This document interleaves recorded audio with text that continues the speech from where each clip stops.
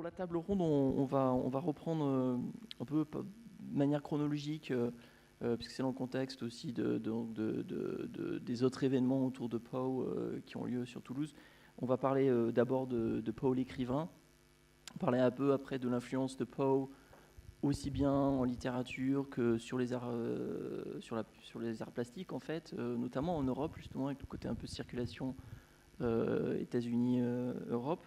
Et après, on arrivera donc à la relation avec Poe et le cinéma, les adaptations ou les influences, et on reviendra, on parlera évidemment des deux cours que nous venons de voir. Et donc, bon, n'hésitez pas à intervenir, ou vous pouvez intervenir à la fin, comme vous le préférez. Voilà. Donc, pour commencer très simplement, on va demander donc à nos deux invités spécialistes de Poe et de Poe au cinéma. Qui est Poe? Est-ce que vous voulez dire quelques mots sur sa carrière, de son vivant? Oh, merci.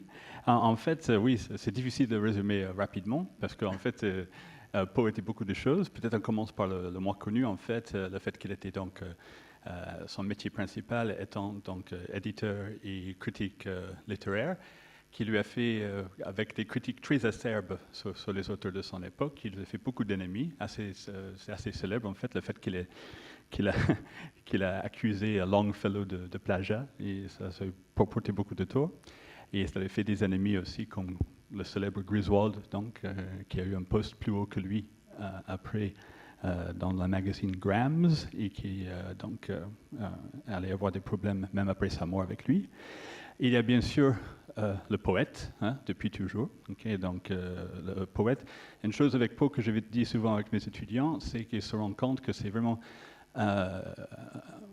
ça rompt un peu avec les traditions d'avant, ça rompt aussi avec les autres romantiques, surtout parce que Poe, souvent, c'est cette histoire de se focaliser sur les sons, hein, la répétition, l'assonance, la consonance, cette répétition.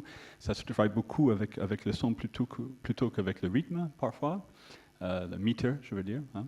Et en fait, très souvent avec Poe, pendant longtemps, ces poèmes étaient utilisés comme des exercices de locution, pour bien parler. Il y avait aussi pour la poésie, bien sûr, on voit dans, vous avez dit, la traduction, c'était Genèse, non? Philosophy of Composition.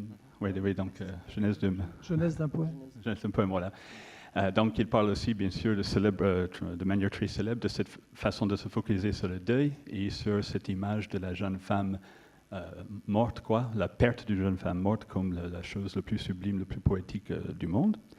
Et bien sûr, il y a ce côté avec les nouvelles. Donc, pour les nouvelles, ça marque beaucoup mes étudiants, par exemple, parce que non seulement, bien sûr, il y a cette façon d'être assez avant-garde sur le récit d'éprouvant, de travailler déjà sur la profondeur psychologique du narrateur et de la folie du narrateur, mais aussi, disons qu'on voit aussi qu'il est vraiment pionnier dans pas mal de territoires. Donc on va sûrement peut-être parler, je ne sais pas.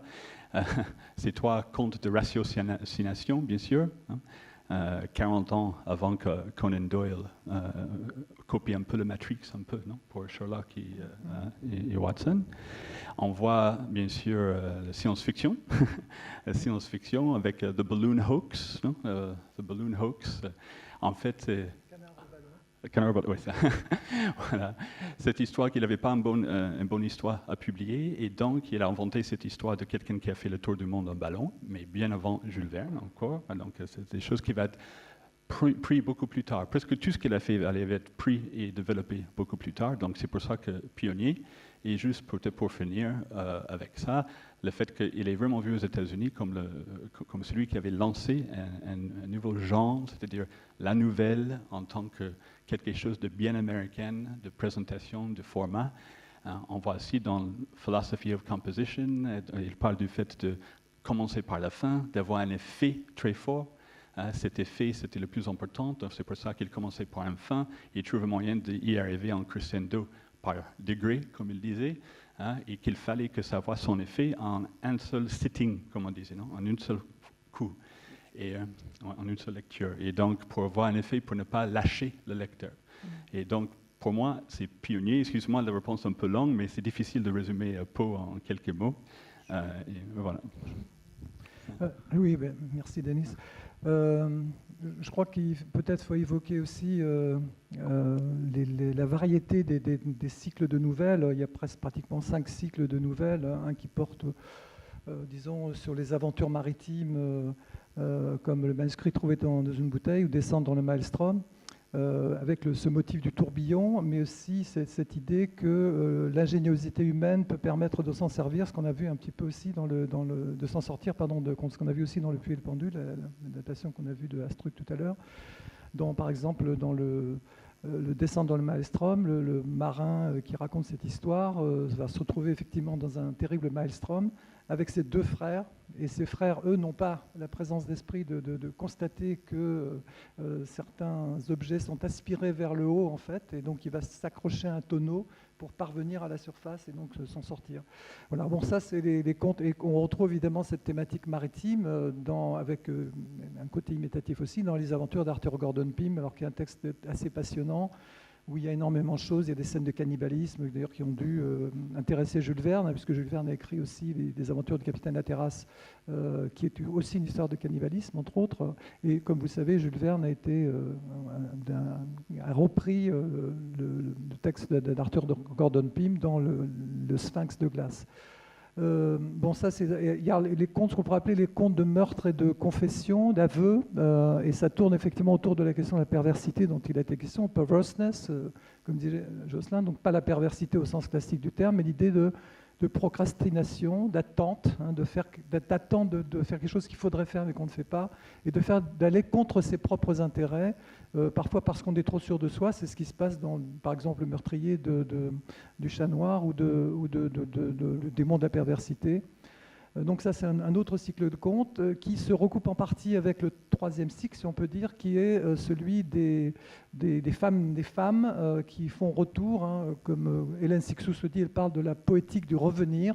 Donc ces femmes qui reviennent d'outre-tombe et parfois qui s'approprient le corps des autres. C'est le cas dans l'IGA, qui s'approprie le corps de la blonde Rowena. Et j'en profite pour dire que l'une des inspirations de Poe, outre évidemment comment dire, le romantisme, enfin, la littérature germanique. Bon, vous connaissez la fameuse formule, hein, il a intériorisé donc le gothique classique en disant que la terreur vient de l'âme et non pas d'Allemagne. Hein. Mais l'autre influence qu'on voit par exemple dans l'IGA, c'est Walter Scott, hein, puisque le personnage de la blonde Rowena, qui s'oppose à la brune l'IGA, ça se passe en Angleterre justement, et donc il y a toute la dimension de Scott, sachant que Scott lui-même a mythifié l'Écosse. Enfin bon, ça sera un autre sujet. Donc voilà, et on a donc toute une série de belles femmes mortes qui reviennent, comme Morella, l'IGA, et la beauté de la femme est associée à son caractère mortifère, et Poe dit qu'effectivement un plus bel objet, pour l'esthétique, disons, c'est la belle femme morte. Et puis donc l'autre cycle que tu viens de parler, c'est effectivement le cycle de ratiocination avec des nuances et il y a un 4e texte qui relève de ce cycle-là, avec la dimension du cryptogramme, c'est le Scarabée d'or. Un Scarabée d'or qui a été adapté par Maurice René, que vous avez vu tout à l'heure, dans un film pour la télévision. Voilà. Et puis il y a ce qu'on appelle les contes grotesques, hein, par exemple Hop Frog, donc une histoire de vengeance qui va vous rappeler quelque chose quand vous verrez le film Le Masque d'un mort rouge ce soir. La barrique d'Amontillado, dont il a été question aussi dans le film que vous venez de voir, puisqu'à un moment donné on lui dit est-ce que vous voulez de l'Amontillado, j'en ai reçu du bon. Donc il y a plein de clins d'œil comme ça à des histoires de Poe. Et là c'est aussi une histoire de vengeance et de perversité effectivement, qu'on retrouve dans certains films des années 30, on en reparlera. Et puis donc il y a des contes encore plus particuliers, disons plus spécifiques, comme par exemple il y a la passion que Poe éprouve envers les automates, et donc il il y a aussi des nouvelles sur des automates. Et puis, vous avez remarqué peut-être aussi l'importance de la vision. Alors, chez Dupin, la question du regard, bien regarder, bien voir, observer les détails, mais aussi le fait que selon le point de vue qu'on adopte et la distance qu'on a par rapport à l'objet, l'objet peut se transformer en autre chose. Et là, on revient un peu aux travaux de Clément Rosset sur la question de l'objet singulier, la singularité de l'objet. Et il y a un exemple, c'est The Spectacles, je crois, où, vu de près, un papillon, un simple papillon de nuit, prend l'apparence d'un monstre, en fait. Donc, voilà. En gros, pour aller vite, mais il y a bien d'autres contes aussi. Alors, il y a beaucoup aussi de contes imitatifs, des pastiches de ce qu'on appelle le Blackwoods Magazine, donc des contes gothiques un peu classiques, entre guillemets, dont Poe se moque. Voilà. Puis pour terminer, par rapport à ce que tu disais sur le journalisme, Poe est quelqu'un qui n'aime pas la nature, entre guillemets, considère que la nature doit être perfectible et que c'est donc l'homme qui doit perfectionner en quelque sorte la nature. Donc il s'oppose au transcendantalisme de quelqu'un comme Emerson, par exemple, et ça c'est assez important. Et là, il y a une nouvelle qui est splendide, qui s'appelle Le Domaine de Arnheim, où justement on nous montre comment l'artiste Ellison doit, enfin en tout cas l'esthète, pardon, doit perfectionner la nature en comblant, entre guillemets, les manques de la nature pour en faire un objet esthétique. Voilà, pour dire les choses rapidement. Juste pour ajouter sur ce que tu avais dit sur l'œil, bien sûr. L'œil, bien sûr, la perception et tout ça est un peu partout. Hein. Donc, on le voit, bien sûr. Et on parle souvent de eye, donc oui, eye, dans le cœur révélateur, c'est jeu et œil. Voilà. Et donc, et on le voit dans l'IGA. On le voit dans le vieillard parce qu'il a une taie sur l'œil. Donc c'est un œil qui le regarde tout en étant un œil aveugle, entre guillemets. Ouais. Et ce motif de la cécité de l'œil, etc., on le retrouve dans l'anthropomorphisme de la maison Hucher, où les fenêtres vides sont assimilées à des yeux, un regard vacant eye, un regard vacant, vide, pardon. Juste peut-être ajouter, avant de passer à la suite, de son vivant, il ne faut pas oublier que Poe, c'est l'auteur du Corbeau pour ses contemporains. Il n'est pas particulièrement respecté pour ses nouvelles, il est respecté pour sa poésie, il est plus connu en tant que critique, comme tu as déjà dit. Ouais. Vincent, oui, c'est en 1845, donc il a pu profiter de cette notoriété que les 4 dernières années de sa vie, et Virginie que ces 2 dernières, en fait, elle est morte 2 ans après. Oui, et donc, et comme je disais, il n'a pas pu profiter longtemps, justement, avec ce rivauté dont j'ai parlé un peu ce matin avec Rufus Griswold, parce que, donc, justement, Rufus Griswold, c'était quel nom? C'était un nom d'empreinte qu'il avait utilisé, je ne sais pas, mais il avait fait le obituary, donc l'annonce funèbre, la notice nécrologique. Nécrologique, le plus acerbe du monde, en disant que Poe est mort, qu'il avait beaucoup de lecteurs, mais n'avait aucun ami, donc carrément, il avait dit ça. Et personne ne le regretterait. Personne ne le regretterait. Ça a commencé comme ça, et après, pas d'amis à la fin. Et justement, il disait que pendant 8 ans, il a pu donc gérer un peu l'image de Poe, qui va lui justement coller à la peau, je n'ai pas fait exprès, pendant un siècle. Non, cette image et ce mélange de Poe et de ses personnages comme alcoolique, maudit, donc quelqu'un de fou en fait, la folie. Ouais. Oui, ce qu'on a vu aujourd'hui, on a beaucoup travaillé sur les adaptations de Poe et donc sur la postérité de Poe, et tout ce que vous dites et ce qu'on a pu constater dans cette journée, c'est que la nécessité de revenir à Poe nous ramène toujours à la richesse de Edgar Allan Poe, comme vous l'avez dit, Poe, poète, écrivain, journaliste, théoricien de la littérature, inventeur du polar, de la science-fiction, inventeur du fantastique. Mais quand on regarde la postérité de Poe, est-ce qu'on ne se rend pas compte finalement de la diminution finalement de son œuvre par rapport à ce que l'histoire culturelle en a retenu? On se souvient peut-être plus du Poe, auteur d'œuvres fantastiques, éventuellement l'inventeur du genre policier via effectivement Dupin, etc. Mais il y a toute une partie de son œuvre finalement qui est restée du côté de la littérature, mais qui n'a pas vraiment franchi le pas du côté de l'adaptation. Est-ce qu'on peut trouver une explication à ça? On a oublié peut-être quand même de mentionner que Poe a écrit aussi un essai philosophique, Eureka, dont il était question de communication cet après-midi sur Robert. Et effectivement, ce traité philosophique, en quelque sorte, qui est assez complexe, hein, et bon, pour certains annonce Einstein, etc. Mais en tout cas, il y a cette idée d'opposition entre deux forces, l'attraction et la répulsion. Et à la fin de la chute de la maison Usher, par exemple, quand on voit la maison qui s'effondre, enfin le Usher et sa sœur qui s'effondrent dans la maison, qui s'effondre dans les temps, on a une illustration parfaite de ce principe de retour à l'unité, donc à l'indifférencié de l'unité. Voilà. Et je pense que tu disais aussi donc, le fait qu'en fait, c'est l'icône ou l'image qu'on en a fait de Poe qui se portait surtout au XXe siècle.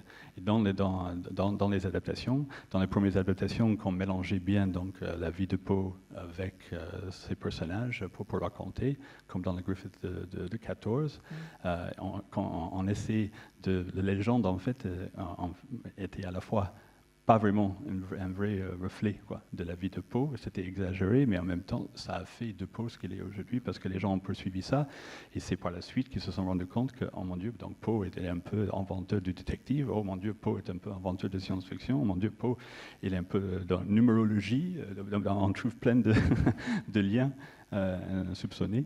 Mais c'est grâce à la popularité et ce côté, cette image un peu cliché, sulfureuse.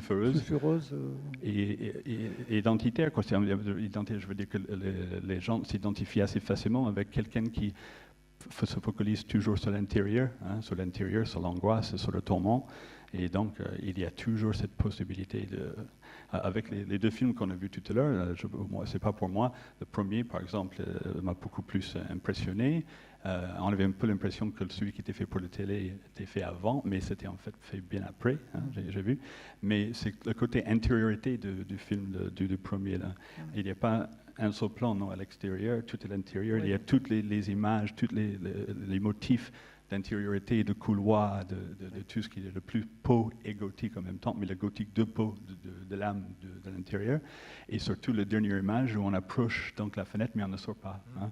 Et donc on reste à l'intérieur, ça m'avait impressionné, parce que bien sûr, une chose qui m'a gâché, disons, dès le suite, avec l'extrait d'après, c'était tout cet extérieur, c'était le coup d'extérieur de l'arrivée pendant longtemps dans les champs, et j'ai dit, on n'est plus à l'intériorité comme on avait là.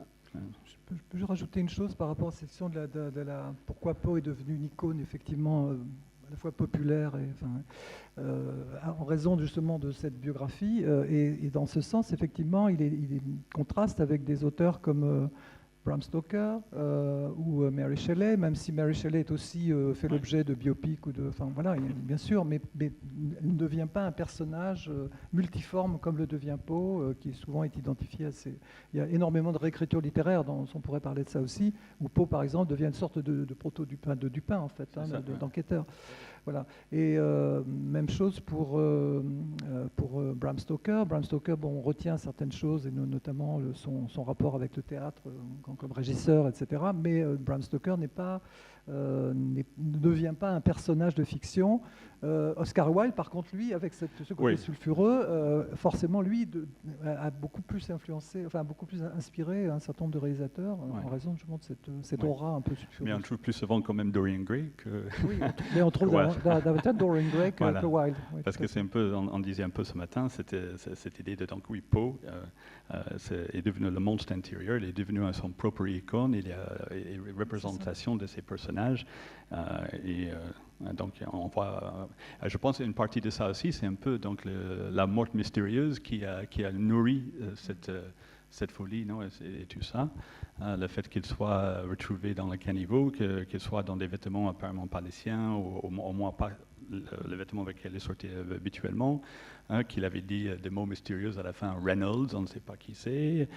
Est-ce qu'il était donc pris par le couping, c'était pendant les élections, on faisait boire des ivrognes dans les bars et on les obligeait d'aller voter plusieurs fois. Est-ce qu'il était tombé victime donc, de ces caïds, ou est-ce que c'était... non, il y a des théories, des scientifiques qui jurent que c'était la rage. Et il y avait plein de théories, et ça n'a fait que nourrir déjà cette image malheureuse et mystérieuse. D'alcoolique, effectivement, dépressif. Oui, alors qu'il ne supportait pas l'alcool, en fait, il était facilement ivre parce que il ne supportait pas l'alcool. Apparemment, il n'a pas été drogué tant que ça, enfin, il semblerait. En tout cas, c'est ça. Bon, voilà, il y a tout ça. Et ça a nourri aussi le discours des psychanalystes, comme Marie Bonaparte, évidemment. Bon, et ça a contribué à fausser l'image de Poe, à en donner une image très réductrice. Donc, on pourrait peut-être parler aussi de quand Poe il acquérera une reconnaissance, notamment en Europe.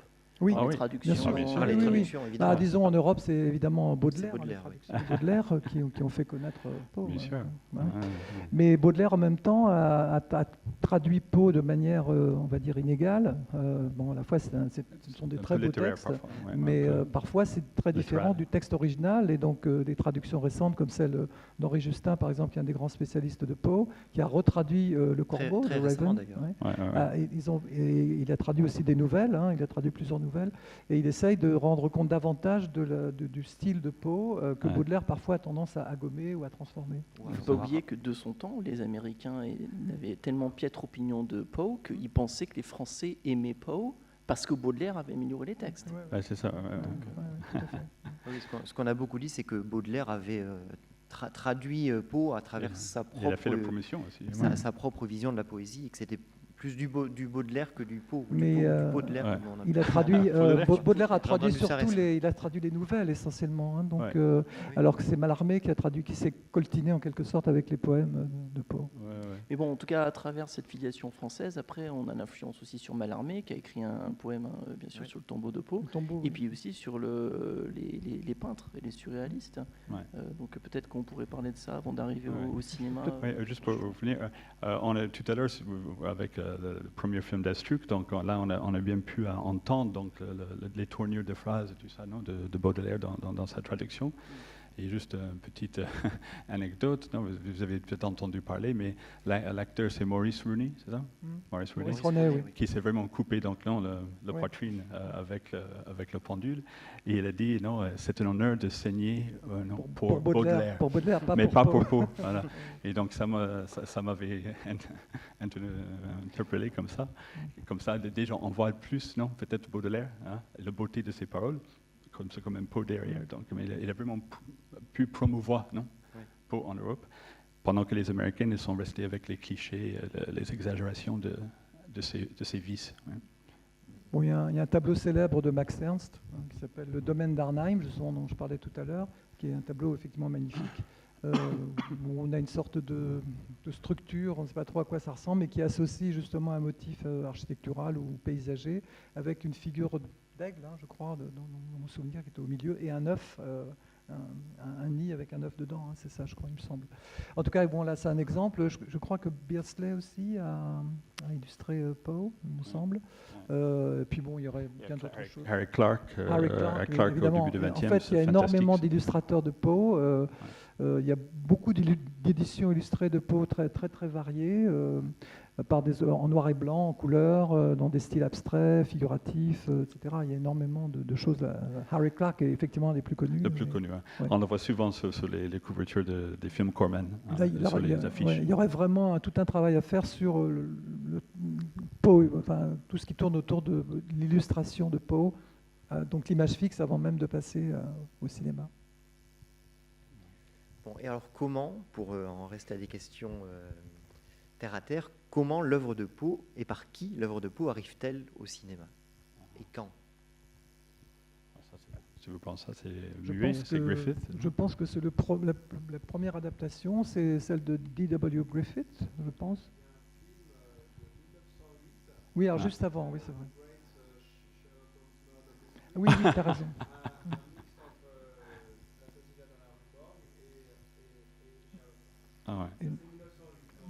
Mais ça fait 3 minutes, c'est ça? C'est celui-là qui est très court, non? C'est un court-métrage. C'est très très court, oui, c'est ça.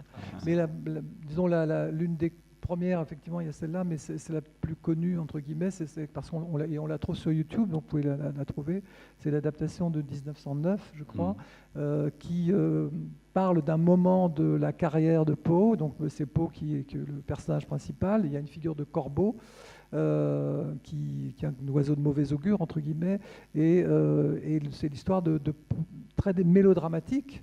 Comme on le sait, Griffith aime beaucoup les mélodrames, hein, et c'est un film mélodramatique donc sur la mort de Virginia, au moment où Poe parvient à vendre son premier récit à une revue. Voilà, donc, la pauvre Virginia se meurt de froid dans un garret. Il y a le corbeau qui... Il arrive avec quelque chose pour le couvrir et le médicament juste après sa mort. Voilà, c'est ça. Donc le côté mélodramatique, pathétique, et surtout donc quelque chose qui va donner le là entre guillemets des adaptations, de certaines adaptations, c'est le rapport entre la biographie, le mélange de la biographie et des motifs ou des récits poesques, donc où on mélange un petit peu tout, quoi. C'est la confusion constante entre Poe et son œuvre. Voilà. L'une de ses premières apparitions au cinéma, c'est Poe à l'écran. C'est pas un film adapté de Poe, c'est Poe comme personnage. Déjà. Mais l'autre chose quand même importante, qu'il a aussi, c'est quelque chose qu'on va retrouver tout au long de l'histoire de l'adaptation, c'est l'hybridité des nouvelles, d'une part. Par exemple, dans La conscience vengeresse, qui est une adaptation du Cœur révélateur, mais qui fait aussi des références au poème Annabel Lee. Et aussi Casque Amontillado. Mais l'oncle derrière. C'est ça.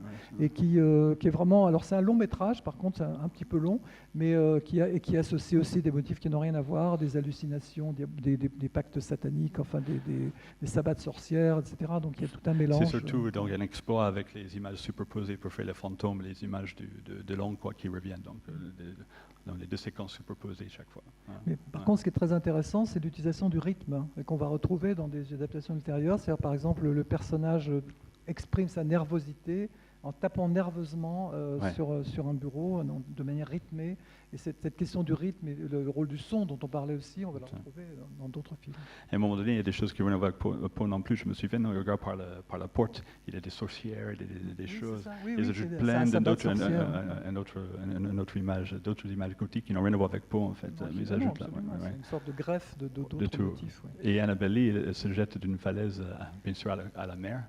Parce que Kingdom by the Sea. C'est intéressant, Kingdom by the Sea, et en même temps ça annonce, puisque c'est à peu près à la même époque que Birth of a Nation, où le personnage de la jeune fille va se jeter d'une falaise pour éviter d'être attaqué, entre guillemets, ou éventuellement violé par un métis. Danès, tu nous as préparé ce très beau tableau. Est-ce que tu pourrais le commenter peut-être brièvement il est un peu coupé en bas. Avant qu'on entre dans les détails des cycles de film. Ce matin, je vais parler juste de cette idée de cycle. Le cycle, c'est juste les pointes. Et comme je dis, là, on parle surtout des adaptations de Poe à proprement parler, où Poe paraît dans le générique du film. Et donc, il est listé comme auteur. Et bien sûr, oui, il y avait le premier cycle, donc c'est le cycle muet dont on est en train de parler en ce moment avec Griffith et compagnie. Le deuxième, c'est surtout Epstein, non pour les muets, et donc le début des parlants, mais surtout Universal. Donc on va peut-être parler un petit peu, parce que c'est une drôle de mélange aussi, non seulement des histoires de lui, mais de Karloff et de Lugosi et tout le rôle, tout mélangé. Après, il y a donc le cycle Poe, et on va parler un peu plus tard sûrement, mais le fait que ce n'est pas que Corman. Corman, bien sûr, fait gonfler les chiffres, c'est sûr, qui a fait ce pic. Mais en fait, non, il y a pas mal d'œuvres comme La Struc qu'on a vu tout à l'heure, en 64, ou comme bien sûr la trilogie de Mal, Vadum, Fellini. Voilà. Et après, on a cette explosion aujourd'hui dont j'avais parlé ce matin, qui ne sont pas du tout presque des adaptations fidèles. On ne cherche pas la fidélité, justement, mais on voit que l'image de Poe est tellement éclatée qu'on peut se servir un peu comme on veut de chaque image, de chaque trame narrative, de chaque référence ou allusion. Voilà. Et donc, on voit un peu quand même, on parle souvent des 4 cycles de Poe. Avant, on parlait que de toi. Mais moi, j'ai ajouté un peu le 4e parce que, étant donné les chiffres, on est un peu obligé d'en parler de ce qui se passe aujourd'hui. Voilà. Bon. Mais de toutes ces adaptations, la première à avoir vraiment marqué l'histoire du cinéma, elle marque peut-être la rencontre entre donc 2 grands artistes et aussi 2 grands théoriciens. C'est la rencontre entre Poe et Epstein en 1928. Jean Epstein adapte La chute de la maison Usher, à tel point que ça a totalement occulté une autre adaptation qui sort la même année aux États-Unis, une autre adaptation du même film, de La chute de la maison Usher, par James Sibley et Watson. Alors, quel est le prénom de ce monsieur?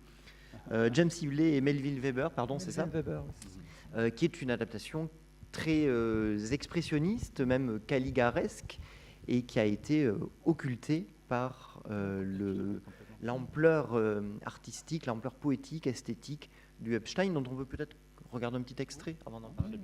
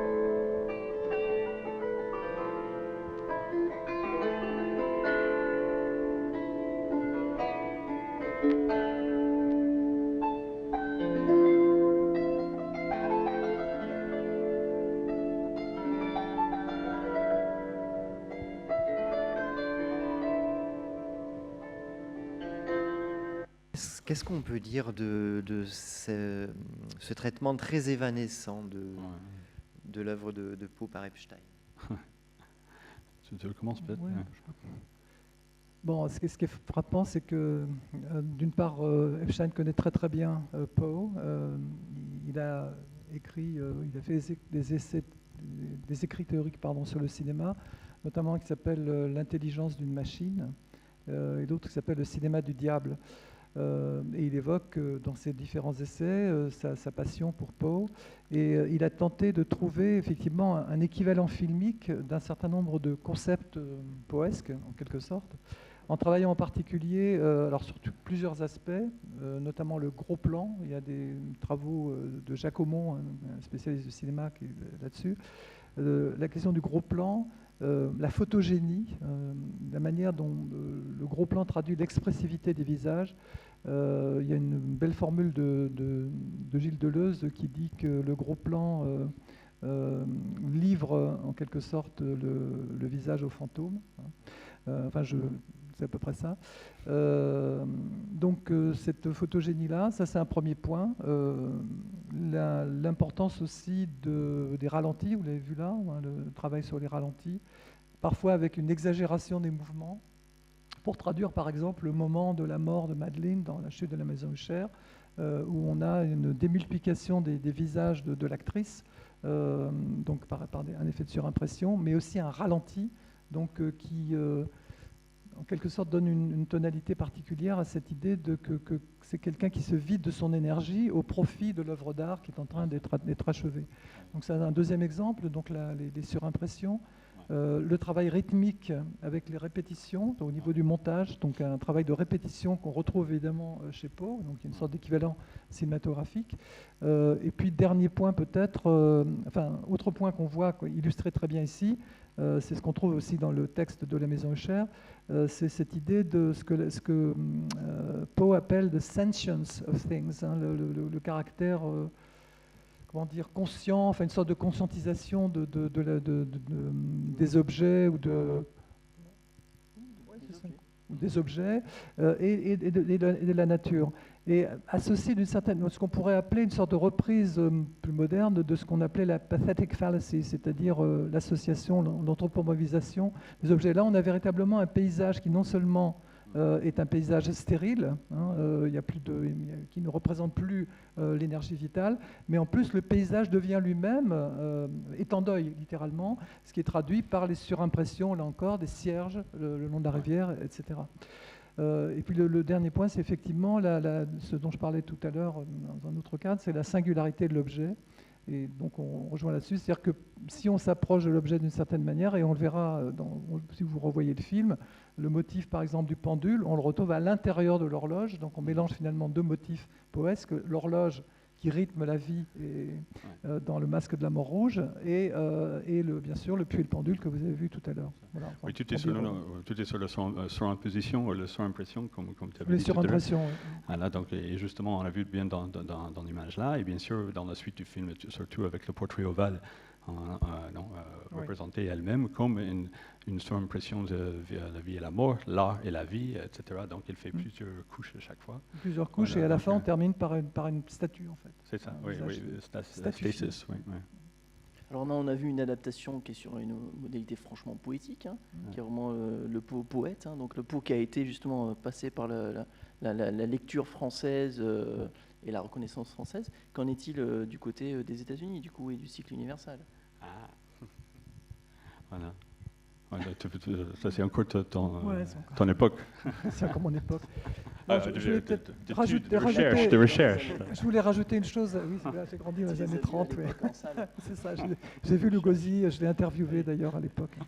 Mais je voulais rajouter une chose qui est intéressante par rapport au film qu'on a vu tout à l'heure. C'est le personnage de Alan dans le film Chute de la Maison Usher. Il n'y a pas de narrateur. Il n'a plus la fonction de narration qu'il a dans le texte. C'est simplement un étranger, enfin un observateur qui vient, enfin un ami de Usher qui vient le voir effectivement, mais qui est présenté comme un vieillard, déjà pas du tout une sorte d'alter ego. Qui n'a pas non plus et qui n'a pas justement l'équipement perceptif en quelque sorte qu'a Usher. On le voit en particulier toujours avec, il est obligé d'avoir un lorgnon, une loupe pour regarder les choses de près. Et il a également un cornet acoustique. Autrement dit, il est littéralement dépourvu de sens, à l'inverse de l'hypersensibilité sensorielle de Usher. Donc ça, c'est quand même très très surprenant d'avoir fait ce choix-là et de faire finalement quelqu'un qui est inapte à l'initiation que pourrait lui procurer Usher parce qu'il n'a pas les moyens, en quelque sorte. On insiste beaucoup d'ailleurs sur le fait que Usher lit des traités d'hypnose et qui donc il a peut-être quelque chose à voir avec le retour de Madeleine. Donc ça c'est important. Et alors le deuxième point aussi, ça rejoint en partie la biographie de Epstein, qui avait une relation, disons, singulière avec sa sœur, voilà, et qui a masqué un petit peu ça en faisant de Usher et Madeleine des époux et non pas un frère et une sœur. Et puis dernier point, alors je fais un spoiler, mais la fin du film n'a rien à voir avec Poe, puisqu'on a une sorte d'arbre de vie en quelque sorte qui s'élève au-dessus de la maison. Et donc pas du tout cette idée d'effondrement de décor dans les temps et de la maison, pardon, et ensuite de la maison dans les temps. Donc là, pas du tout la vision Eureka, en quelque sorte. Donc là, il faudrait creuser davantage, mais en tout cas, il y a différents points sur lesquels Epstein se dissocie de Poe, alors que sur le plan formel, plastique, rythmique, etc., il trouve vraiment des équivalents tout à fait passionnants. Enfin, voilà. Et peut-être juste pour parler un peu plus d'Universal, pour passer Universal, oui, et aux États-Unis, c'est surtout, mais pour toi, mais Universal, donc, il y a beaucoup plus dans le spectacle de monstres de Universal, la suite de Frankenstein, et bien sûr, comme on avait expliqué un peu tout à l'heure, de Lugosi qui est un peu compensé par le rôle de Murders in the Rue Morgue et les autres, parce qu'il a fait le mauvais choix avant, même pour le réalisateur aussi. Oui, c'était un lot de compensation pour Lugosi qui n'a pas pu faire Frankenstein. Voilà. Mais justement, c'est une chose qui nous frappe quand on regarde Murders in the Rue Morgue, The Black Cat ou surtout The Raven en 1935, c'est cette façon, cet amalgame, non seulement comme on a déjà vu des histoires de peau mélangées, mais bien sûr aussi des rôles intérieur et le plus marquant de Lugosi et de Karloff. À chaque fois quand je pense à The Raven et le rôle de Dr. Volin, Dr. Volin, oui. Par Lugosi, il refait, au lieu de dire « I want to suck your blood », il dit « I want to torture ». Donc, et c'est un peu dans le même rôle, le même rôle. Et c'est pas interchangeable, mais le rôle de Lugosi et Karloff ensemble dans le Black Cat, la dynamique est inversée exactement dans le suivant. Donc on cherche toutes les dynamiques possibles avec les deux vedettes, mais sans qu'on oublie leur rôle de monstre. Le rôle de monstre précédent, oui. C'est intéressant dans le Black Cat parce que Lugosi devait être presque aussi pervers que Karloff, qui incarne donc une sorte de mage noir à la Aleister Crowley, puisque c'est l'un des modèles dont parle le réalisateur et les critiques aussi. Et finalement, le personnage de Lugosi a été adouci pour en faire un personnage presque sympathique et qui finalement mais se révèle totalement cruel aussi, puisque la scène la plus terrible du film, c'est une scène où il torture véritablement Karloff en l'écorchant vif. Donc évidemment, on ne voit que l'ombre. On voit que l'ombre à cause du code, à l'époque, du code de production, qui interdisait de montrer des scènes de violence directement. Il fallait qu'on passe soit par un miroir, soit par un effet de projection d'ombre, etc. Ce qu'on a aussi dans les films de gangsters. Mais un peu comme dans l'extrait que tu as juste, littéralement, pour utiliser une expression un peu vulgaire, ils trimballent leur filmographie avec eux. Et l'exemple de Raven, c'est absolument frappant, parce que là, finalement, on a une sorte de Lugosi qui est une espèce de docteur Frankenstein, puisqu'il rate son opération volontairement pour obliger Karloff à l'aider. Donc il fait un Frankenstein. Et Karloff fait une figure de monstre avec un œil qui lui tombe à moitié, etc. Parce qu'il est raté, effectivement, une opération qui est ratée. Et The Raven, c'est surtout les citations du Raven, la danse de la fille en question, avec un faux pot sur la scène, justement. Encore une représentation de peau. Il y a un faux pot sur la scène, et il y a un corbeau dans un coin, et donc il y a effectivement un ballet un petit peu kitsch, on va dire, et donc qui se déroule sous les yeux absolument fascinés de Lugosi, qui est amoureux de la femme en question. À tel point que le père de la fille en question remarque, il voit qu'il se trafique derrière. Alors qu'est-ce qui se passe avec le troisième cycle finalement, et notamment avec Cormano dans lequel on retrouve, 30 ans plus tard, encore Boris Karloff venir encore servir peau à l'écran. Mais il se fait plus cette fois-ci torturer écorché vif par Bela Lugosi, alors qu'il l'était dans Black Cat dans les années 30. Comme on vient de parler de Corbeau, de Raven de Universal, peut-être on peut juste faire un lien vite avec ça, parce qu'on est frappé par le fait qu'il commence avec la même manière, donc il montre que c'est un hommage ou un clin d'œil déjà à Universal avant tout. Parce qu'il a la même équipe avec les acteurs. Et ça commence aussi avec le corbeau, avec la lecture du poème Le Corbeau. Mais au moment où c'est le corbeau de parler, au lieu de dire « nevermore », plus jamais, il dit « how the hell should I know » Pourquoi diable je serais moi? Donc et c'est la voix de Peter Lorre. Et là, on voit que c'est une parodie, que c'est détourné, que ça va tout fragmenter et tout reconstruit. Et donc, c'est assez intéressant. Avec Corman, bien sûr, on avait parlé un peu ce matin, le fait qu'il était connu pour des petits budgets, pour entre 2 et 10 jours normalement de tournage. Mais ce soir, vous avez un peu pour la diffusion ce soir, c'est vraiment une exception, quoi. C'est un des derniers. c'est quelque chose en fait qui a été un budget peut-être 2-3 fois plus parce qu'il a bénéficié de Edie Fund. Des Edie l'avait, c'est le seul qu'il avait fait en Grande-Bretagne. C'est le premier, non? Et ça fait 5 semaines. 5 semaines de tournage au lieu de 10 jours, voilà. Beaucoup plus de budget. Il fallait avoir 80% d'acteurs et d'équipes britanniques, à tel point qu'il a dû cacher l'identité de certaines qui ont travaillé dessus pour rester dans le bon chiffre. Et surtout, je pense que The Mask of the Red Death, quand il est sorti avec le public des jeunes qui attendaient des monstres et de l'horreur, tout ça, ils étaient un peu peut-être dessus, mais les critiques ont beaucoup plus apprécié. Voilà. C'est un film, enfin, ce qui est intéressant avec le cycle Corman, c'est que finalement, quelque part, ça fait un peu la synthèse entre Epstein et la dimension poétique d'Epstein et la dimension plus film de monstre. Horrifique, tout à fait. Ouais. Et je pense que Corman, c'était son premier projet, son premier projet après La Maison d'Usher. Mais il ne trouvait pas le bon scénariste et surtout, il avait trop peur que chaque fois que ça ressemblait trop à Bergman. Le 7e saut. Et donc il faut venir le voir ce soir, bien entendu. Voilà, on fait un peu la pub. Voilà. Une petite anecdote intéressante quand même. Corman a convaincu le producteur de réaliser The Fall of the House of Usher avec un budget plus conséquent. Le producteur s'inquiétait, il dit mais il n'y a pas de monstre, comment on va faire, voilà. Et donc et Corman a eu cette réplique géniale, il a dit The house is the monster, c'est la maison qui est le monstre. Et donc ça a convaincu Samuel Arkoff, qui était donc le producteur, l'un des producteurs, Corman étant d'ailleurs producteur associé. Et donc ils ont fait le film avec un budget effectivement de 250 000 $. Corman ne se souvient plus très bien dans ses interviews, mais en gros c'est à peu près ça, quoi.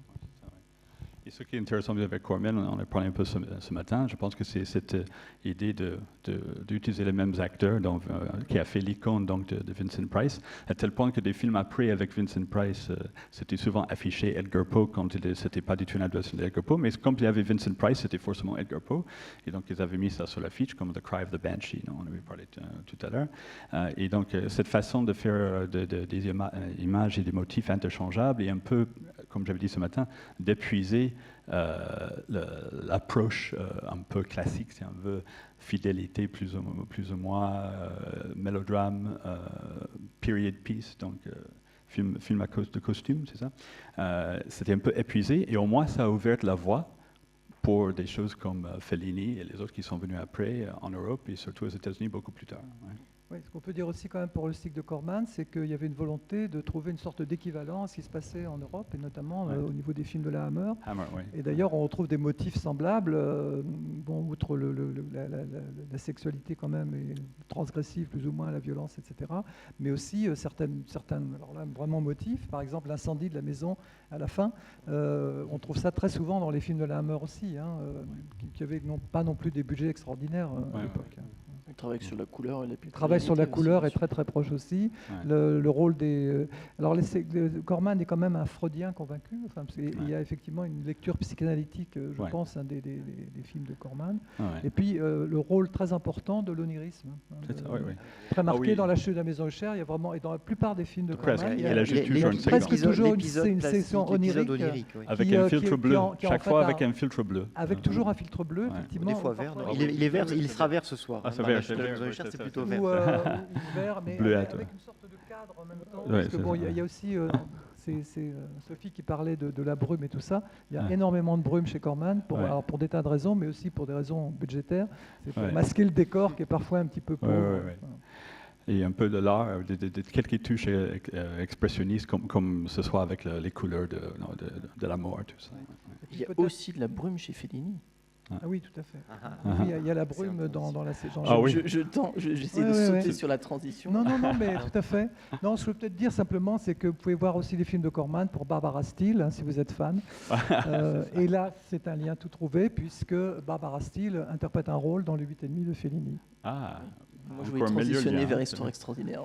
Oui, c'est vrai que les adaptations de Corman ont leurs adeptes et leurs détracteurs, mais ce qui est très intéressant avec l'œuvre de Poe, c'est qu'elle a su stimuler des réalisateurs avec des sensibilités esthétiques très différentes et qu'on voit Poe adapté par des gens que peut-être on n'attendait pas, comme effectivement Fellini, tu l'as dit, Louis Malle, entre autres, ou Vadim, dans les histoires extraordinaires en 1968. Ce qui m'avait frappé le plus avec ça, c'était juste, comme on l'a dit, c'est un peu la première fois avec Fellini qui fait cette modernisation de l'histoire, qui reprend le tram et qui va lancer un peu de cette nouvelle mode déjà en 68. Et on avait dit ensemble hier soir, je crois, même les deux autres, en fait, ils sont censés être de costumes, en fait, mais c'est plus un habillage factice sur une histoire très moderne, sur le plan sexuel et tout le reste, quoi, que... Franck, vous l'avez déjà passé, en fait, ou pas? Il faut le voir absolument, et justement pour prendre, parce que peut-être que pas tout le monde a vu, mais effectivement, le Fellini se passe... dans son temps et en plus se passe dans le monde du cinéma. Donc c'est vraiment une adaptation très très frappante. Dans ce voiture de sport. Voilà, c'est vraiment 8,5 version Pau, quoi. Forcément. Oui, tout à fait. On va pas déflorer le film si vous l'avez pas vu, effectivement. Non, mais il faut donner envie aux gens. C'est vraiment remarquable. Et l'acteur est un grand acteur. Oui, c'est Terence Stamp. Et oui, peut-être quand même dire que on utilise là aussi, comme on l'a fait dans d'autres cycles, des vedettes de l'époque, Jane Fonda, Peter aussi, Alain Delon et Brigitte Bardot. Oui, et entre, c'est qu'on n'a peut-être pas beaucoup de temps, mais entre les deux cycles, on est après les années 70, donc il y a ce marquage, vous avez parlé des yeux maléfiques maintenant?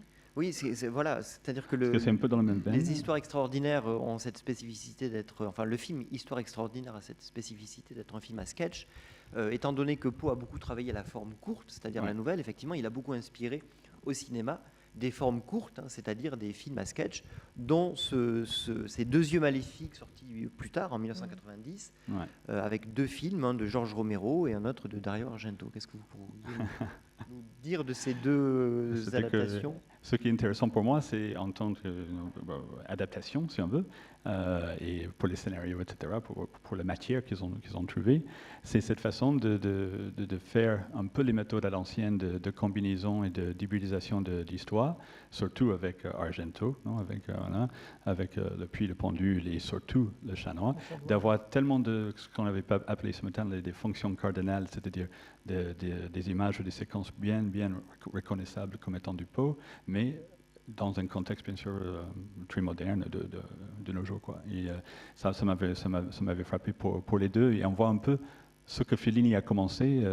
Argento, Romero, ils ont avancé un peu. Oui. Et Romero reprend ses obsessions de mort-vivant. De mort-vivant, bien sûr. Et il rajoute un propos politique, puisque le méchant, entre guillemets, meurt en recevant, enfin je crois qu'il reçoit un sablier dans la poitrine, et le sang s'écoule sur les dollars, sur la valise de dollars. Donc il y a aussi l'idée que si on est trop intéressé par l'argent, on en subit des conséquences. Après, bon, le film n'est pas extraordinaire, mais il y a des moments assez réussis, et il y a surtout des hommages appuyés à Poe dans la séquence d'ouverture, avec plusieurs références à Poe, très directes. Disons que dans la manière d'adapter les deux, c'est quand même très différent. C'est ce qui est intéressant de ce binôme, c'est qu'on en a un qui est vraiment dans l'appropriation. Romero, c'est vraiment... Je prends la nouvelle, mais en fait, je continue mon œuvre sur les morts-vivants et sur les couples, parce que c'est vraiment une histoire de couple. Et donc là, pour le coup, plus dans la suite de comment ça s'appelle en français, Saison de la sorcière. Season of the Witch. Comment il s'appelle en français? Saison de la sorcière. Bref. Il a 3 titres en anglais déjà, et donc voilà. Et alors que le Argento, c'est vrai qu'on est plus dans le côté très palimpseste, post-moderne. Argento adapte donc le chat noir. Mais il y a des références à une dizaine de nouvelles au moins. Oui, bien sûr, il y a le puits et le pendule, entre autres choses. Le puits et le pendule, c'est une histoire de photographe, je me souviens. Oui, c'est ça, c'est un photographe qui est joué par Harvey Keitel, période Bad Lieutenant, c'est à peu près cette période-là. Donc il est absolument extraordinaire, totalement habité dans ce film. Alors il y a aussi il y a aussi les influences, pas que les adaptations, pour ce qu'on a en fait énormément travaillé aussi aujourd'hui, la question des motifs. dans le cinéma contemporain notamment, et donc on pense à des gens comme Tim Burton, par oui. exemple. Voilà. Oui, parmi les Voilà. cinéastes qui ont été le plus inspirés par Poe sans avoir réellement adapté Poe, en tout cas de manière directe, celui qui vient le plus facilement en tête, c'est Burton. C'est Tim Burton, oui. Bah, Ouais. on peut peut-être parler. Je peux parler un peu de Vincent et puis après. Oui, j'ai juste dire pour Vincent, juste parce que je sais que tu en as écrit là-dessus, mais c'est intéressant aussi, ces liens, parce que ça, c'est bien sûr un lien direct avec le Poe Corman, avec cette image de Vincent Price qui fait le narrateur, non, et Poe qui est représenté, on reprend le même meter, non, pour le poème de... c'est tout en vers, non, c'est tout en poésie, et c'est surtout... ton truc, qu'est-ce que tu penses?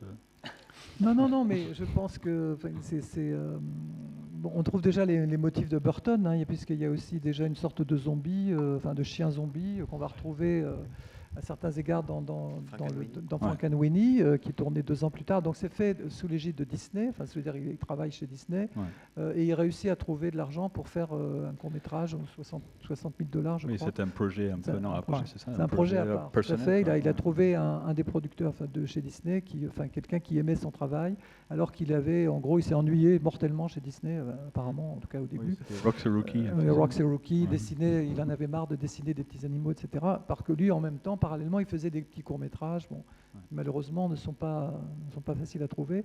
Et donc, son premier court-métrage officiel, entre guillemets, il y en a d'autres, hein, mais c'est effectivement Vincent, qui est un hommage appuyé à Vincent Price, et qui recycle un certain nombre de motifs poesques, avec une animation 3D, 2D, stop motion, typique, avec donc de la récitation de Poe et les motifs de la mort, évidemment, qui a beaucoup déplu à ceux qui avaient vu. Il y a une preview du film et les gens n'avaient pas aimé parce que le petit garçon était mort à la fin, alors que Burton laisse entendre qu'il est mort dans son imagination et pas forcément dans la réalité.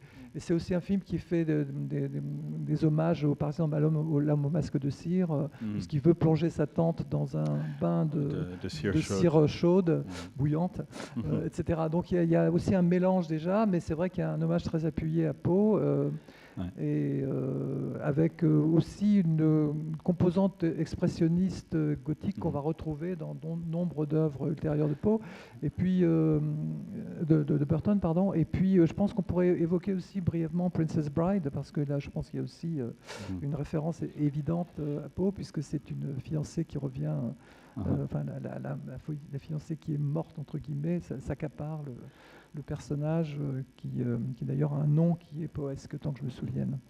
Une chose juste vite sur Vincent, c'est un peu comme tu disais tout à l'heure sur Romero, disons, c'est à la fois hommage et appropriation dans son propre monde, ses propres images, ses propres références, ses propres motifs, et qui va définir donc toutes les œuvres de Burton par la suite. Sleepy Hollow aussi. Sleepy Hollow, ce qui est intéressant, c'est aussi le fait qu'il adapte une grande œuvre de la littérature américaine, mais sur un mode franchement gothique, bien plus gothique que l'original, en mélangeant un peu de Poe, un peu de Hammer, un peu de plein de choses. Et un peu de Disney aussi. C'est ça, oui. C'est un remake c'est un remake de la version animée du film de Disney. Ah oui. Et alors donc on avait aussi trouvé pour donc d'autres références un peu plus ponctuelles et plus surprenantes peut-être, parce que The Lady Killers, donc des frères Coen, je ne sais pas combien d'entre vous l'ont vu, qui est donc un remake d'une comédie healing britannique, donc ça n'a rien à voir, on est vraiment à des années-lumière, est déplacé dans le sud des États-Unis et donc traité aussi finalement, surtout sur la fin, sur un mode de ce qu'on appelle le gothique sudiste américain, et on retrouve à la fin du film le fameux corbeau qui débarque avec ce personnage interprété par Tom Hanks, qui fait un personnage finalement assez un peu diabolique, un peu pervers justement. Donc c'est toujours ce recours à un motif poesque pour souligner une filiation aussi. Oui, il y a aussi des versions horrifiques italiennes. Il y a tout le cinéma italien, disons, série B, qui s'est emparé de Poe. Il y a plusieurs films. Oui, on peut parler... Notamment Lucio Fulci, qui a fait une version du Chat Noir, qui est tout à fait intéressant, avec un grand acteur, c'est Patrick McGee, je crois, qui joue dans ce film, qui qui est aussi un film assez réussi dans le genre horrifique, effectivement, avec une dimension horrifique marquée. Mais c'est très difficile à retrouver tous parce qu'il est tellement partout, mais bien sûr, on avait parlé un peu ce matin, donc il y a certaines choses comme The Crow, avec le corbeau sur la tombe et la citation de Poe, et bien sûr c'est une façon de refaire ça. On voit tellement d'œuvres récentes, comme je vais montrer un peu ce matin, qui n'ont rien à voir vraiment avec les intrigues de Poe, mais il suffit de mettre le corbeau là-dedans, encore plus bien sûr que le chat noir, parce que le corbeau étant vraiment vu comme l'avatar de Poe, et Poe étant lui-même donc un avatar de tous ces personnages, c'est difficile de nous échapper. On voit même dans des horror gore, quoi, comme Saw, non? Parce que toute la prémisse et puis le pendule, en fait, on se retrouve dans un piège, comment on va s'en sortir, c'est quoi ça, etc. pour s'en sortir. À quel point que dans le cinquième, ça commence, le premier piège, c'est le pendule de Poe, quoi, le cinquième volet. Ils ont enfin cédé à tout le monde qui disait mais c'est du Poe, ils disaient non, et finalement on dit oui c'est du Poe, ça va, ils avaient fait ça. Et donc c'est très difficile à tracer, comme on a dit, parce qu'en plus, non, toutes ces images de Poe partout, Lady Killer je ne connaissais pas bien, mais on retrouve partout. Chaque fois qu'on voit quelque chose maintenant, on a tendance à voir Poe un peu. Disons que ce que pouvait Lugosi parler de torture, mais ça n'allait pas très loin, I like to torture. Hein. Mais je veux dire, effectivement, dans Saw, là, on peut y aller carrément parce qu'il n'y a plus la censure pour empêcher ça. Voilà, et on a ce qu'on appelle les torture porn films. Hein, donc, c'est aussi la pornographie et la torture. Voilà. On parlait justement de Poe lui-même. Oui. Bien sûr, qui devient motif. Hein. Oui, voilà, donc dès les débuts du cinéma, on l'a dit tout à l'heure, on le retrouve en tant que personnage dans tout un tas de films. Alors, je pensais notamment à Danse macabre d'Antonio Margheriti, film des années 60, dont il a réalisé le remake quelques années plus tard, où on voit Poe invité dans une maison hantée pour affronter les dangers, les spectres, etc. Parce que puisque c'est Edgar Poe, il a l'expertise, évidemment, de pouvoir évaluer la réalité des phénomènes surnaturels qui se produisent. Lui-même est parfois un phénomène surnaturel. Oui. C'est-à-dire que dans certaines adaptations littéraires, réécriture littéraire, Poe est un fantôme qui revient. Aussi. Ah oui. Et surtout, on a beaucoup parlé du fait que donc, Poe soit son propre icône, propre personnage, propre monstre intérieur, etc. Mais en fait, c'est partout. En fait, on parlait un peu dans les BD, les romans graphiques. On a Batman qui est aidé par Edgar Poe dans toute une série. On a tellement d'adaptations avec Poe dans l'image de Batman et d'autres. On a Poe qui est partout en fait, non, qui est vraiment, c'est pas que au cinéma, je veux dire, l'image de Poe maintenant est un peu, ça appartient à tout le monde et à toute la culture populaire. Peut-être on n'a pas parlé finalement de ça, je crois pas, de cinéma d'animation. Il y a quand même deux grands noms, enfin un en particulier, Jan Svankmajer, donc un grand cinéaste polonais, tchèque, pardon, qui est connu pour ses films d'animation, qui a adapté au moins 2 nouvelles de Poe, donc 3 en fait, oui. La chute de la maison Usher, qui est peut-être le plus connu, Le Puits et le pendule, et donc qui utilise en particulier la technique de la pâte à modeler, enfin, entre autres techniques. Hein, et par contre, pour La chute de la maison Usher, par exemple, le texte est lu intégralement en voix off pendant tout le film. Et ce qui est intéressant, c'est qu'on retrouve cette idée de l'importance de l'objet et du mouvement de l'objet. On parlait du mobile, de la mobilité, etc. Et tout le film est conçu comme un déplacement d'objet dans l'espace, en fait. Et c'est bon. Enfin, Jocelyn pourra en parler bien plus savamment que moi. Mais voilà. Donc, et ça c'est vraiment assez passionnant. Et le puits et le pendule, je crois que c'est une autre technique un peu plus traditionnelle, mais qui est aussi très réussie, je trouve. C'est en caméra subjective tout le temps, oui. Oui, c'est ça. Il n'y a aucune parole, oui, c'est ça. Ouais, c'est différent. Ouais. Et le deuxième film dont on a parlé aussi, c'est Raúl Garcia. Alors c'est intéressant parce que d'une part, il y a effectivement l'adaptation de plusieurs contes de Poe, mais en même temps un hommage aussi à un grand dessinateur, enfin un grand Alberto Breccia, qui a lui-même adapté donc un certain nombre de contes de Poe et de Lovecraft. Oui.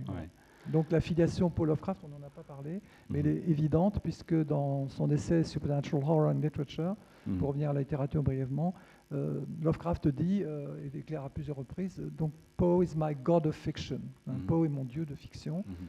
Et il y a tout un chapitre consacré à Poe et Lovecraft est assez bien perçu, disons, l'importance de Poe, donc à un moment où il n'était pas forcément reconnu encore.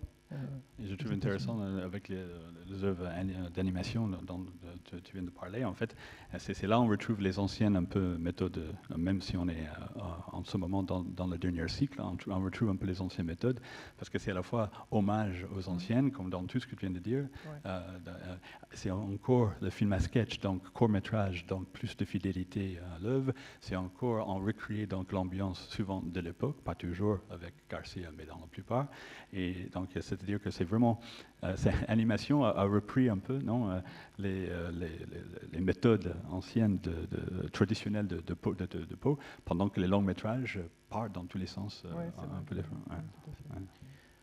Alors, est-ce qu'il y a des questions du public, des remarques, des questions Franck.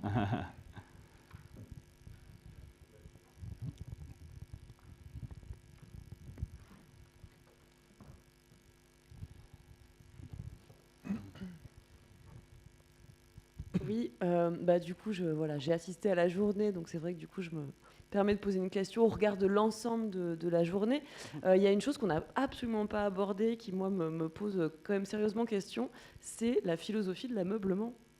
Oui, alors je peux en dire 2 mots, si tu veux, brièvement, parce que la philosophie de l'ameublement, effectivement, c'est l'un des essais théoriques, si on peut dire, esthétiques de Poe, Philosophy of Furniture, et ça montre l'intérêt qu'avait Poe pour justement la décoration, l'organisation de l'espace, les objets, etc.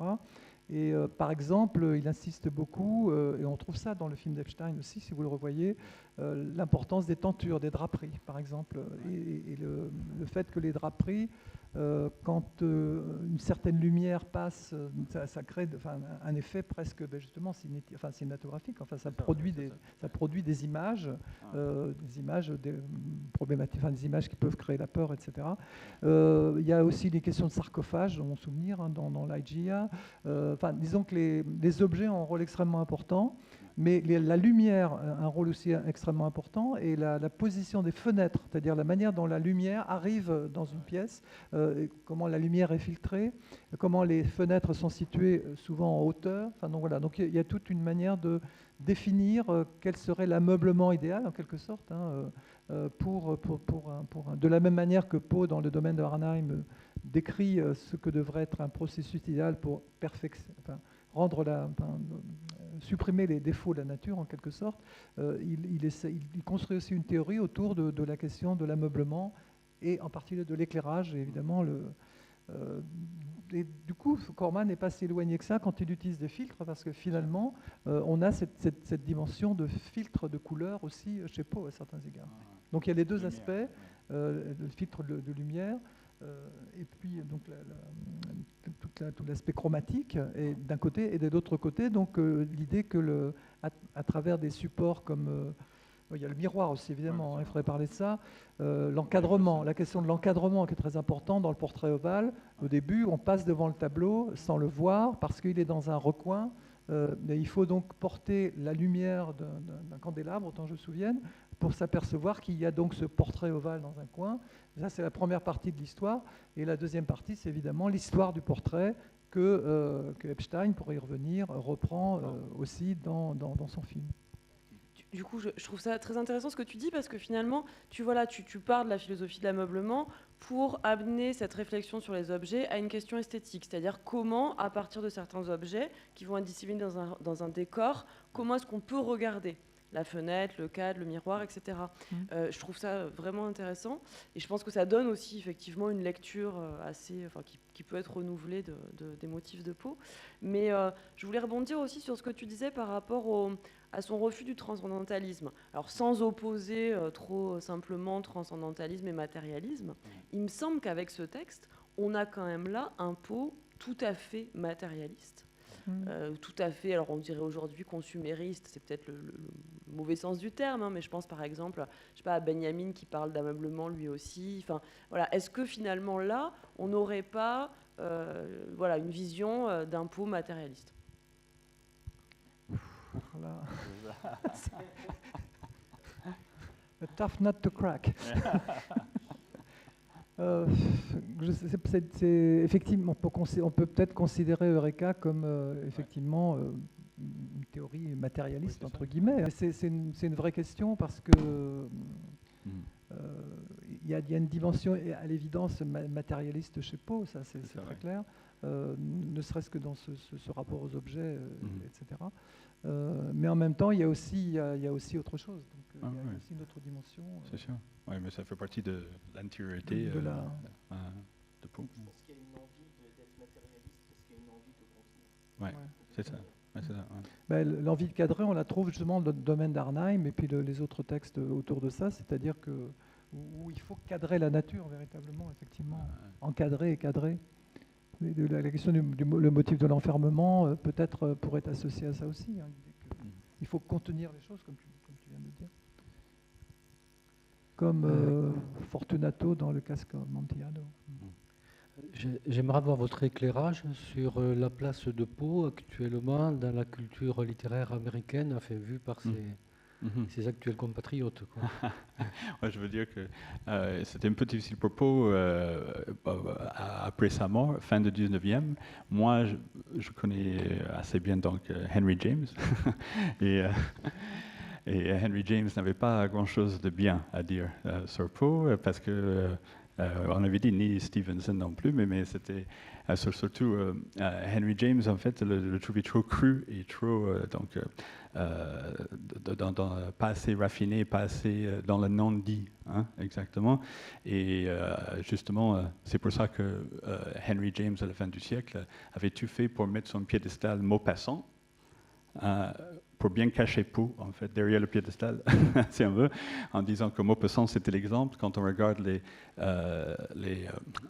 cahiers personnels de Henry James, surtout au début des années 1890, il y a Maupassant partout. Il a dit « Maupassant, viens à mon aide, Maupassant, sois ma muse », tout ça, hein, parce qu'il veut essayer de faire des histoires fantastiques et il ne veut pas replonger un peu dans ce qu'il trouvait comme des choses trop flagrantes, un peu trop, s'il avait le mot à l'époque, gore, quoi, mais on n'avait pas ce mot, mais grotesque, quoi, trop grotesque, de Poe. Donc il avait du mal aux États-Unis, Poe, à surmonter cette image qui est d'un auteur de 12e grade, non, on peut dire, voilà. Second rang, merci. Second rang. Mais bien sûr, tout ça va changer au XXe siècle. Et au XXe siècle, surtout dans la littérature populaire, on va commencer à faire, comme on a vu ici, à prendre le personnage de Poe, Poe lui-même comme personnage, on va réécrire, on va faire des histoires comme The Poe Collector, non, avec quelqu'un qui est adepte de Poe, en fait, et qui, soi-disant, a gardé Poe dans un sous-sol pour qu'il écrit encore des histoires. Non, il y a plein de variants, mais il va falloir attendre, non, pour que il puisse être traité un peu à sa juste valeur. Non, ce qu'on peut dire peut-être, je ne sais pas si je réponds aussi, mais que Poe, lui, intériorise quelque chose qui est justement le gothique classique, entre guillemets, qui finit par devenir stéréotypé à force de répétition, hein, dans la production victorienne. Dans la production anglaise, je veux dire britannique, bon, il y a aussi un gothique américain qu'on connaît moins, dont il a été question cet après-midi, avec Charles Brogden Brown en particulier. Et on peut dire que James reproche à Poe de n'être pas assez intériorisé, justement. Voilà. Ouais. Et donc, pourtant, il y a beaucoup d'intériorisation chez Poe. Et pourquoi il y a beaucoup d'intériorisation, et peut-être qu'il y a aussi une sorte, je ne sais pas s'il y a peut-être un malentendu, je ne sais pas ce qu'en pensait Jocelyn, mais qu'on n'a pas assez vu la dimension métatextuelle, réflexive de Poe, en tout cas à cette époque-là. Il y a une autre raison, en fait, aussi on n'a pas parlé tout à l'heure, c'est que Poe n'était pas assez américain aux yeux de ses écrivains, qui pour se construire en tant qu'écrivain américain, qui n'étaient pas des écrivains britanniques, avaient besoin de modèles en fait qui étaient plus clairement des écrivains américains. Et donc par exemple James dont tu parlais, s'il allait chercher les côtés américains, il allait chercher Hawthorne, chercher Melville, etc., qui étaient quand même des écrivains qui avaient clairement écrit des œuvres situées aux États-Unis, même si c'était Gothic aussi pour Hawthorne, au moins c'était clairement en prise, alors que c'est vrai que Poe, souvent ça se déroulait en Europe, n'importe où. C'était encore un cliché, quoi. C'est encore un raccourci. Enfin, je pense que la critique américaine, à un moment donné, s'est réappropriée Poe en tant qu'écrivain américain aussi. C'est ça, beaucoup plus tard. Voilà. Plus tard, oui. Et bon, pour parler juste de rapports avec certains écrivains, il y a 2 écrivains, Stevenson, on vient d'en parler, qui effectivement trouvaient que Poe était un peu grossier, entre guillemets, même s'il admirait ses qualités narratives. Et puis D.H. Lawrence, qui a aussi une position très, très ambiguë vis-à-vis de Poe. Oui, ça va. Une avant-dernière question. Oui, il y a. Alors, je sais que c'était assez centré sur le cinéma, naturellement, mais il y a un média dont on n'a pas parlé, c'est le domaine de la bande dessinée. Et si on aborde cette question-là, on ne peut pas parler de l'œuvre de Richard Corben, qui, à plusieurs reprises, j'ai songé à lui, puisqu'il a adapté parfois la même nouvelle de façon très différente à chaque fois, et j'aurais bien aimé avoir votre sentiment sur son œuvre. On a laissé ça hors cadre, effectivement, parce que ce n'était pas le sujet. Non. Mais on a évoqué quand même un petit peu Alberto Breccia, et on pourrait parler de son fils Enrique Breccia aussi, qui est un grand dessinateur. On pourrait parler des Italiens, Guido Crepax, qui a fait une très belle adaptation, évidemment un peu érotisée, parce que c'est quand même le domaine de Crepax, de La lettre volée. Donc il a rajouté de l'érotisme là-dedans. Ou dans Les meurtres dans la rue Morgue. Un autre argentin aussi, c'est Matotti, je crois. Enfin bref, il y a énormément de choses, mais ça commence très tôt, c'est-à-dire dès les années 50 pratiquement, on a des adaptations. Il y a toute une série de volumes qui paraissent d'adaptations d'Edgar Poe en bande dessinée.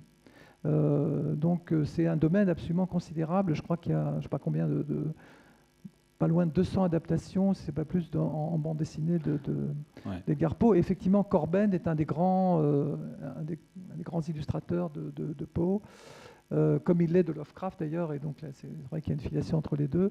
Et La chute de la maison Usher, alors c'est marrant parce que Corben, comme Poe, s'amuse à reprendre ses textes, à reprendre ses adaptations. Poe l'a fait pour Bérénice, par exemple. Il a fait une première version de Bérénice, Jocelyn le sait, et ensuite une deuxième version un peu plus tard, où il a modifié un certain nombre d'éléments, et Corben a fait la même chose, effectivement, il a adapté 2 fois La chute de la maison Usher. Mais bon, ça sera un autre sujet. Oui, non, c'était juste une remarque, un chaînon manquant dans la littérature, la transmission littéraire, dont on n'a pas parlé, et c'est lui qui a, je pense, redonné ses lettres de noblesse à Poe, finalement, par un effet transatlantique, c'est Paul Valéry. Parce que Paul Valéry, il était quand même le chantre du modernisme français, et je crois que c'est par lui qu'après T.S. Eliot a adoubé à nouveau Poe et l'a refait revenir dans le Panthéon. Voilà, donc il y a quand même la trilogie Baudelaire, Mallarmé, Valéry, et qui après ça fait repartir plutôt dans la high culture. Voilà, Valéry est absolument fondamental, oui, tout à fait. Pour le 20e.